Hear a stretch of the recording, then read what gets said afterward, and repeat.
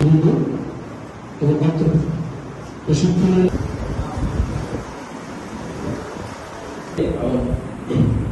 আমাদের আমন্ত্রণ গ্রহণ করে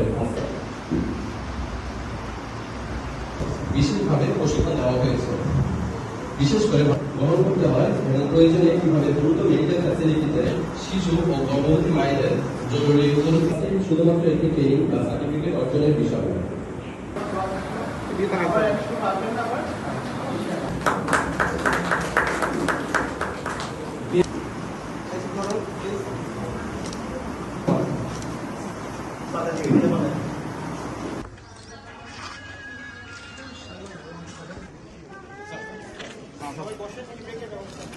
দক্ষিণছড়ি উপজেলাতে যেন আরো অনেক কর্মসংস্থানের সৃষ্টি হয় এবং তারা যেন নিজেরা কিছু করতে পারে।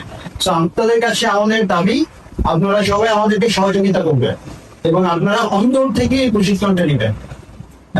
শুধু আপনার প্রতিবেশী না, আপনার পরিবারের সদস্যরাও এই প্রশিক্ষণ নিয়ে উপকৃত হতে পারেন।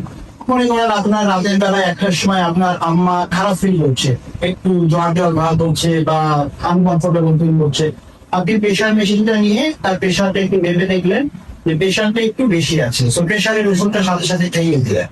অথবা আপনার বাচ্চা বা আপনার প্রতিবেশী একজন জ্বর হয়েছে, তো তার জ্বরটা আপনি সাথে সাথে বেঁচে দিলেন যে তার জ্বরটা বাড়ছে কি কমছে। এই ছোট ছোট সহযোগিতা, এটা কিন্তু একটা মানুষের লাইফ সেভিং এই চলতে পারে না?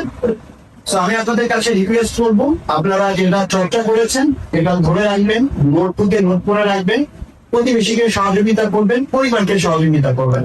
তো আমরা যদি পরিবার, প্রতিবেশী, সমাজ, উপজেলা, জেলা এই সবকিছু মিলাই তো রাষ্ট্র, দেখা যাবে যে একসময় রাষ্ট্রের একটা অঞ্চল উন্নতি হলে ওভারঅল রাষ্ট্রের উপকৃত হয়।